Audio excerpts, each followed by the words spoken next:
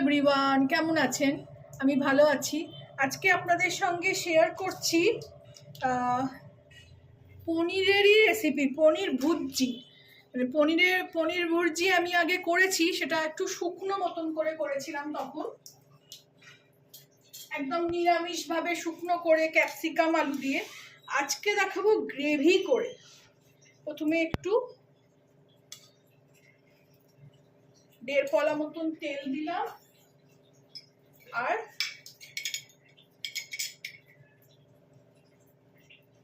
2 চামচ মতন, 2 থেকে 3 চামচ মতন ঘি দিলাম। দুটো মিলিয়ে করলাম।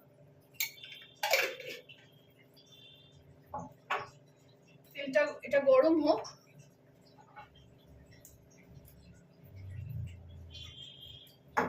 এরপর এতে আমি দিয়ে দেবো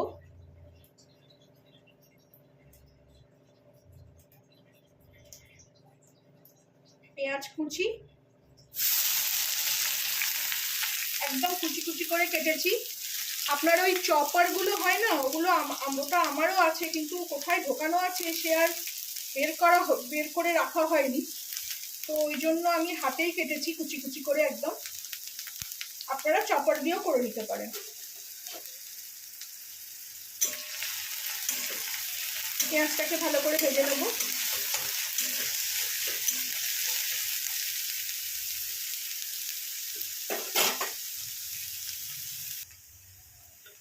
এই দেখুন, এরকম ভাবে অল্প করে ভাজার পর এতে আমি একটু রসুন,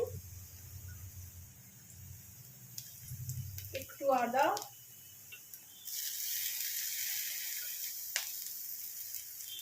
কাঁচা লঙ্কা, দুটো দিয়েছি কাঁচা লঙ্কা এখানে।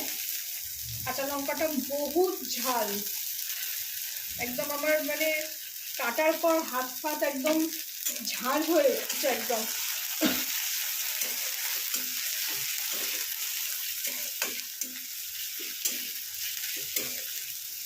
এটাকে একটুখানি নেড়ে নেব, দিয়ে এর মধ্যে একটু জল দিয়ে দেবো যাতে পুড়ে না যায়।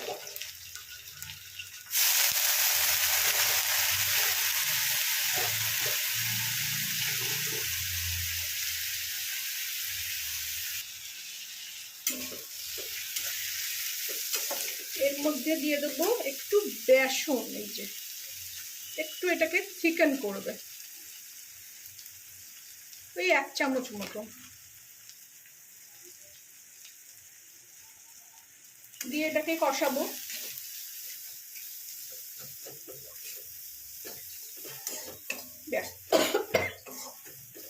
বেসনের কাঁচা গন্ধটা চলে যাবে। এর মধ্যে আমি এবারে মিডিয়াম সাইজ একটা একদম ছোট টমেটো কেটেছি, দিয়ে দিলাম টমেটোটাও। দিয়ে এবার শুকনো মশলাগুলো দেবো।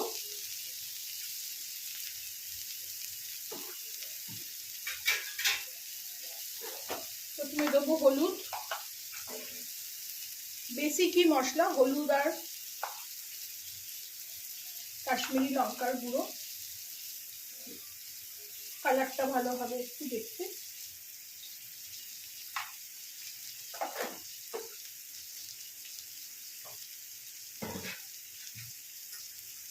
আর আমার সিগনেচার ইনগ্রেডিয়েন্টস হলো একটু চিনি, কারণ যেহেতু টমেটো দিয়েছি একটু দইও দেবো, পনিরের আইটেম তো একটু চিনি দিলে। জমে গেছে চিনিটা, এই বর্ষায় এত বৃষ্টির মধ্যে একে তো একদম মিহি চিনি, তারপরে আবার জমে গেছে। দিয়ে এটাকে আমি ভালো করে কষিয়ে নেব। এটাকে ভালো করে চিনিটা গলবে, এই চিনি গলবে, তার সঙ্গে সঙ্গে টমেটোটাও একদম মিহি হয়ে যাবে। কষিয়ে নিয়ে আমি ফিরছি। এই দেখুন, এটা একদম টমেটো একদম গলে গেছে। 1 আঁচলা জল দিয়েছিলাম, দিয়ে এরকম থকথকে করে নিলাম।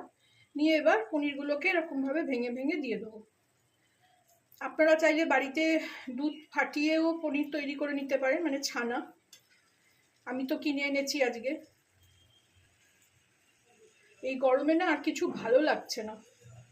আজকে ছেলে আসছে, ছেলের আজকে ওই জন্য ফরমাইশ যে পনির ভুর্জি খাবে আর তার সঙ্গে পরোটা। সেই জন্যে আজকে ভাবলাম শুকনোটা তো করে করে অনেকবার ওরা খেয়েছে, গ্রেভিটা খাইনি কোনো দিন, তো গ্রেভিওয়ালা ওই জন্য বানাচ্ছি আজকে। বানাচ্ছি যখন আপনাদের সঙ্গেও শেয়ার করছি। হাতটা ধুয়ে একটু জল দিয়ে দিলাম।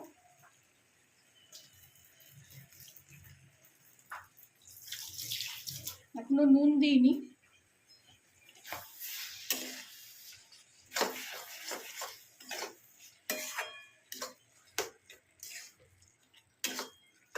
এটাও খেতে ভালো হবে।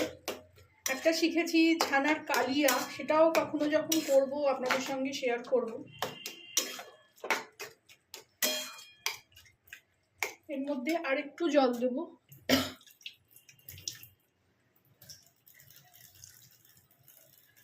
এই 2 আঁচলা মতোই দেবো।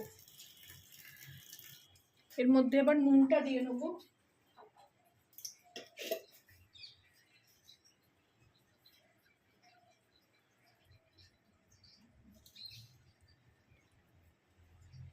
নুন আবার ছেলে বেশি হলে খেতে পারে না, ভয়ে ভয়ে নুন দিতে হয়।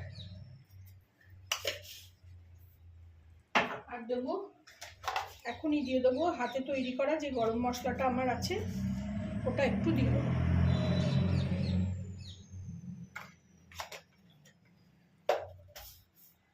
দিয়ে এটাকে ভালো করে নেড়ে নেবো। একটু ধনে পাতাও আছে, ওটাও দেবো। এটা একটুখানি হোক, তারপরে ধনে পাতাটা দেবো। ধনে পাতা দেবো, তার সঙ্গে একটু টক দই ফেটিয়ে দেবো।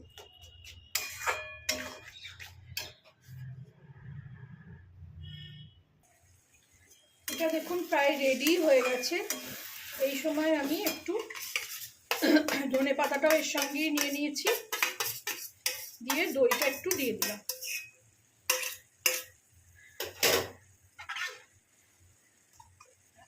আপনারা চাইলে একটু কাজু বাদাম বেটেও এর সঙ্গে দিতে পারেন, যেটা আমি দিইনি।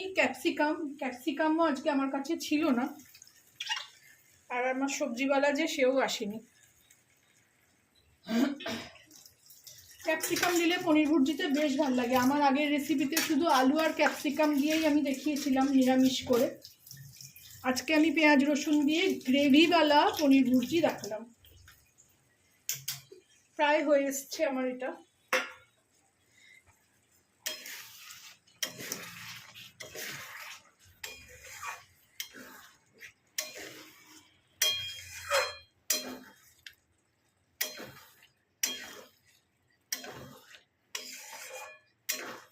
আপনারাও বানাবেন আমি যেভাবে শেয়ার করলাম। ভালো লাগলে আমাকে জানাবেন। আপনারাও বানিয়ে খাবেন এরকম ভাবে।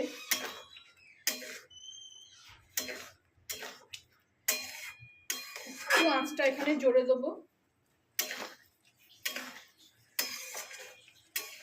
যেহেতু দই দিয়েছি।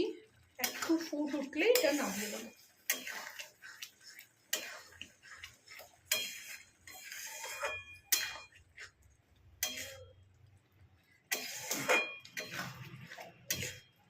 রেডি হয়ে গেল আমার পনির ভুর্জি গ্রেভিওয়ালা। এখানে গ্যাস আমি নিভিয়ে দেবো।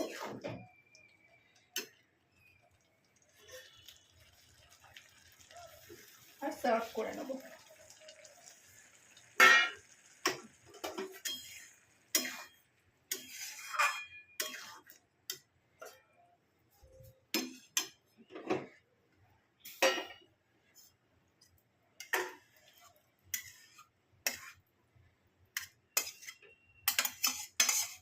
খুব সুন্দর একটা গন্ধ বেরোচ্ছে।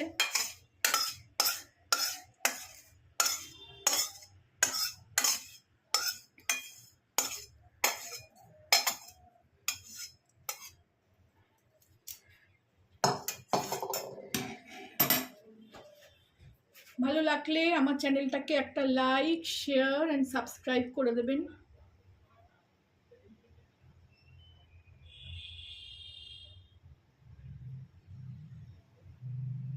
Thank you for watching.